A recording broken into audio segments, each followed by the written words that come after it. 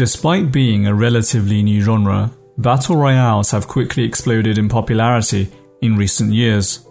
It has come to a point where just about every major publisher is interested in incorporating it as one of their game features.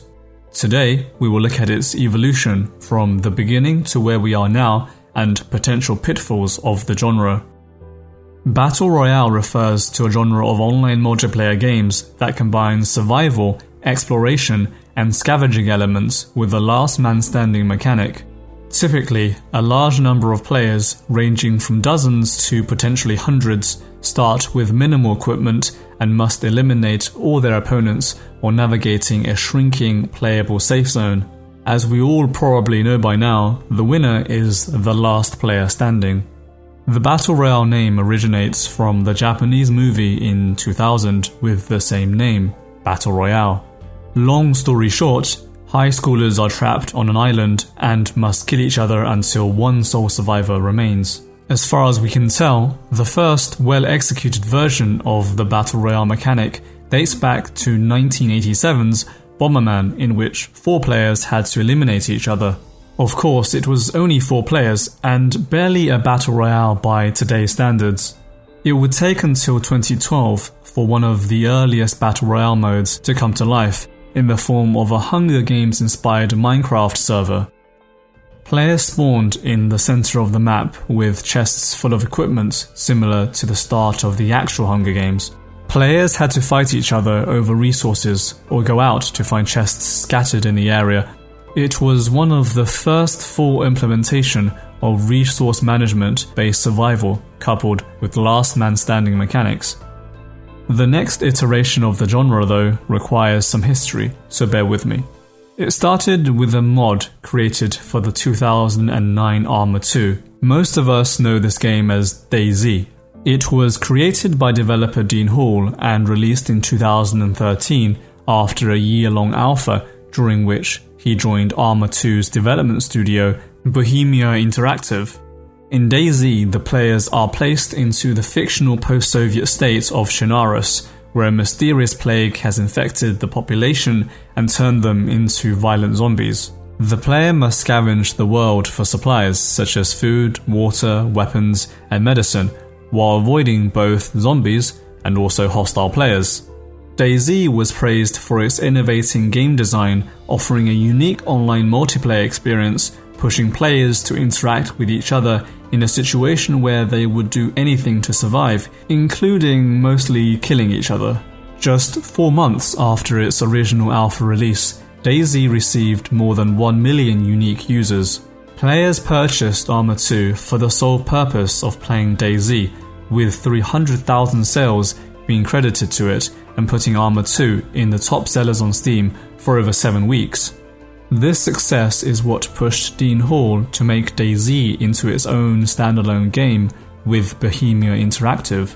Even before the official release, however, the mod already received its own modifications by fans. One of these was called DayZ Battle Royale, developed by Brendan Green, better known by most of us through his alias PlayerUnknown. The mod was released in 2013. According to Green, he found most FPS games to be too repetitive and that their maps were too small and easy to memorize. He wanted to create a game that incorporated more random elements such as random item spawning, as well as a larger map that is more difficult to memorize. At first, Green took inspiration from the Hunger Games, where similar to the original Minecraft version, players would retrieve items from stockpiles in a central location. However, wanting to be slightly more innovative, he quickly moved away from that idea and took after the Battle Royale movie instead. This was how he got the idea of incorporating a shrinking safe zone around the map, which would push players together naturally, creating more player interactions. When DayZ became its own standalone game, interest in Arma 2 diminished, pushing Green to move his mod onto Arma 3. It was then that Sony Online Entertainment, now renamed the Daybreak Game Company, took interest in Green and brought him on as a consultant for their game H1Z1. They licensed the Battle Royale idea from him. In February of 2016, Sony Online separated the game into two iterations, the survival mode H1Z1, Just Survive, and the Battle Royale H1Z1, King of the Kill. It was around that time that Green's consultation period ended. Shortly after, the Korean game company Bluehole was inspired by DayZ into making a Battle Royale type of game. The company's CEO, Chang-Han Kim, came across Green's work during that time and reached out to offer an opportunity to work on a new Battle Royale concept. Within a week, Green flew out to Bluehole's headquarters in South Korea to discuss options. He became the creative director of Bluehole a few weeks later, moving to South Korea to oversee development. It was a first for a Korean studio to bring along an international developer and to give the role of a creative director. It was a huge risk, but Bluehole trusted him enough to allow his team to work autonomously with little oversight. Development began in early 2016 and was publicly announced in June of the same year. Due to great interest in the game, its development was pushed for a release date as soon as possible. The game was finally released in early access on March of 2017 under the name PlayerUnknown's Battlegrounds, with a full release in December of the same year. PUBG was designed as a mix between the realistic simulation of Arma 3 and the player accessibility of H1Z1. It introduced the idea of making players parachute down on a map, which has now become iconic, giving them limited time to strategize and decide whether they would follow the pack of players in popular locations or prioritize their safety and make their own route. Players started with no equipment and needed to explore and search abandoned buildings in order to find randomly generated items. Every few minutes, the playable area of the map would shrink down, causing any players caught outside of the safe zone to take damage incrementally. PUBG was very successful. It was aided by Bluehole's marketing strategy of inviting popular live streamers to stream their game prior to the release of their early access on Steam in order to build interest. PUBG surpassed long-standing popular titles in concurrent player counts on Steam, such as Fallout 4 and Grand Theft Auto 5, before eventually overtaking Dota 2, which was the most played game on the platform for years. PUBG managed to reach a concurrent player count of 3 million by the end of 2017, which was previously set by Dota 2's record of 1.3 million in March of 2016. This sounds great, but it wasn't all good news, as this success would soon be challenged by the next entry in the genre. Released by Epic Games in September of 2017 as a free-to-play game, Fortnite Battle Royale took the idea of PUBG and Battle Royales in general and made some interesting modifications. At first, the Battle Royale mode was only supposed to be a part of the early access version of their game, Fortnite Save the World. However, much like H1Z1 before them, Epic Games decided to split the game in two, with the survival-based Save the World and the free-to-play Battle Royale. Despite being very similar to PUBG in many ways, Fortnite added its own twist to the game. While PUBG had a more realistic, gritty style with its graphics, Fortnite had a more colourful and more vibrant style. It also added instantaneous construction mechanics to the game, which originated from its survival counterpart and allows players to harvest materials from their environment and use them to build fortifications such as walls and ramps.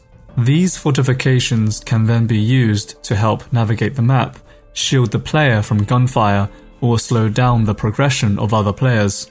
Fortnite is very popular. So popular, it has turned into a worldwide phenomenon. While it took almost a year for PUBG to reach 3 million concurrent players, it took Fortnite a few weeks to reach that number. Epic Games CEO Tim Sweeney reported that in 2019, the game had reached 250 million total players worldwide. Seeing the success of PUBG and Fortnite, major publishers such as Electronic Arts, Activision, and Ubisoft became eager to throw themselves into the Battle Royale genre. Games like Call of Duty and Battlefield were given Battle Royale online modes, while previously established games like Grand Theft Auto Online and even Dota 2 were updated to incorporate such modes. In 2018, EA released their own free-to-play Battle Royale game in the form of Apex Legends, a game whose universe is set 30 years after the game Titanfall 2. On top of the pre-existing Battle Royale gameplay, Apex added the concept of legends, which are predefined heroes with unique abilities that fall into roles like offense, defense, support and recon. Players would then be set in a team of 3, where each player can choose one of the many legends, each with a unique set of skills and abilities. Much like Fortnite, Apex has also incorporated the concept of seasons, with the first one debuting in March of 2019 and ending in June of the same year. They work similarly to Fortnite seasons, bringing gameplay and cosmetic changes to the game's map, with the addition of seasonal battle passes which reward players with cosmetics as they complete in-game challenges. Apex Legends was also very successful. Within the first month of release, it had reached 2 million concurrent players and 50 million unique users. With all this said, it's undeniable that Battle Royale games have proven to be incredibly successful on consoles, PC, and even mobile gaming. However, it's not all good news, as the mostly free-to-play model makes this player count comparison a difficult one. We have seen player bases of these games shift dramatically in very short periods of time due to the relative ease for these game mechanics to be recreated with a different theme. This ultimately makes the brand loyalty of Battle Royale titles questionable compared to other tried and tested genres that have stood the test of time. As more developers throw their gauntlet into creating Royale titles, it has become a deeply competitive genre for publishers as they all aim to create a more interesting title than the last. Despite all this, the genre continues to grow, with an increasing amount of titles incorporating some sort of Battle Royale element, even when their genre does not resemble the shooter games that the gameplay originated from. See Tetris 99 or even the Mario Royale, for example, where 100 players just seem to make the game much more exciting and dynamic when compared to classic 1v1 games. We will no doubt see many more Royales in the years to come, and see the genre eventually stabilize in terms of player count. We have seen this happen in the past with many different kinds of genres like MMORPGs, MOBAs, and even competitive FPS games. There will come a point where the flavor of the month feeling for Royales end, as they do with all things. But for now, I suspect the hype train will continue on for a little while longer. With that said, I hope you enjoyed the video, and until next time, Jinzo out.